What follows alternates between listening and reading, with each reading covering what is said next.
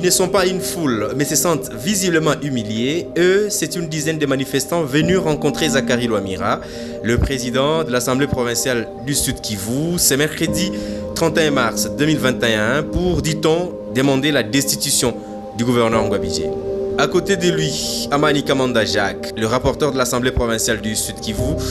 Ces citoyens vivant au Sud Kivu et électeurs des députés provinciaux sont venus soumettre leur indignation et interpellation. Dans leur mémorandum, ces manifestants disent avoir été humiliés la veille dans les installations de l'Assemblée provinciale le jour de la rentrée parlementaire par ceux qu'ils identifient comme des policiers et bandits qui les ont battus, injuriés publiquement. Les manifestants n'y vont pas par quatre chemins pour demander que les responsables de cette humiliation soient poursuivis en justice. Ces bandits sont du nombre de ceux qui venaient applaudir le gouverneur de province, M.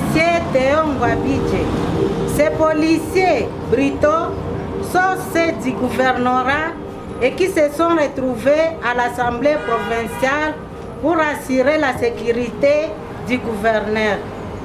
Vous êtes témoin, honorable président, de cette barbarie, car vous êtes venu résoudre un peu ce problème en remettant le pouvoir de sécuriser l'Assemblée provinciale aux seuls policiers commis à l'Assemblée et demander qu'on traite tout le monde de manière égale.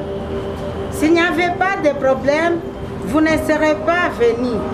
Nous rappelons que nous avons été humiliés en public et que notre dignité a été entamée. Ça ne peut pas passer sous silence. Et justement, la veille, c'est le jour de l'ouverture solennelle de la session ordinaire de mars à l'Assemblée provinciale. En effet, avec le climat politique délétère en province, nombreux sont venus demander publiquement aux députés provinciaux de dischoir le gouverneur Théo Ngwabidje Kassi. À leur côté, d'autres venus soutenir le chef de l'exécutif provincial. Les manifestants sont donc venus mettre le président de l'Assemblée provinciale devant ses responsabilités. Ce petit groupe de manifestants dit également être venu au travers les présidents de l'Assemblée provinciale interpeller tous leurs 44 députés élus et leurs 4 députés cooptés sur le fait, je cite, que M. Théo Ngwabidje n'a pas la confiance du peuple dans sa grande majorité. Ils estiment par ailleurs qu'il n'est pas à la hauteur de sa tâche et ne manifeste aucun désir d'apprendre à bien travailler. À cause de cette attitude, s'indigne-t-il, l'insécurité est devenue monnaie courante dans la ville de Bukavu comme dans les territoires. Il regrette également que les vols soient presque légalisés, ainsi que plusieurs autres antivaleurs. Nous venons au travers de vous interpeller tous nos 44 députés élus et nos 4 députés comptés sur le fait que M. Théo Ngwabidje n'a pas la confiance du peuple dans sa grande majorité. Nous estimons qu'il n'est pas à la hauteur de sa tâche et ne manifeste aucun désir d'apprendre à bien travailler.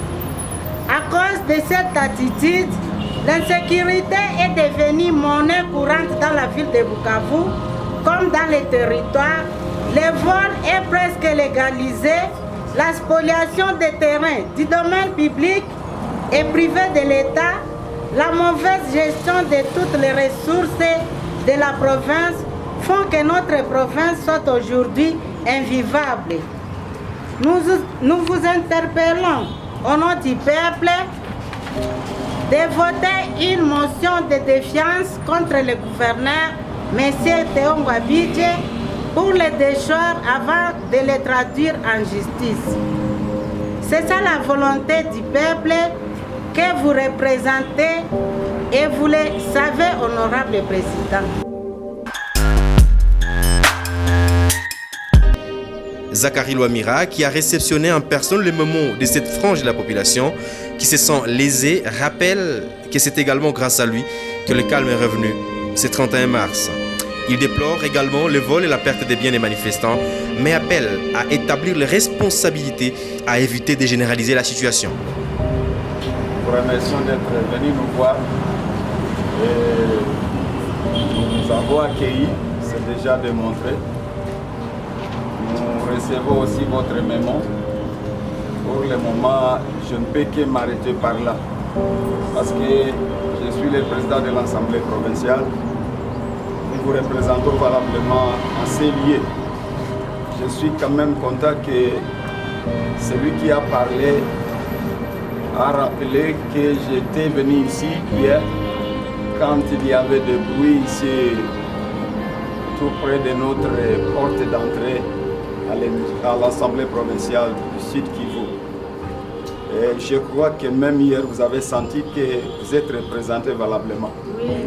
Parce que quand je suis arrivé là, je dis que nous avons l'ouverture solennelle de la session de mars et tout le monde est permis d'entrer. Alors, dès que j'ai dit cela, je crois qu'ils se sont soumis quand même à cet ordre, au point où tout le monde est entré. Alors, me parler de ce qui a été volé hier, je ne peux pas aussi répondre pour le moment, mais une enquête sera faite pour savoir exactement s'il y a eu des pertes des objets.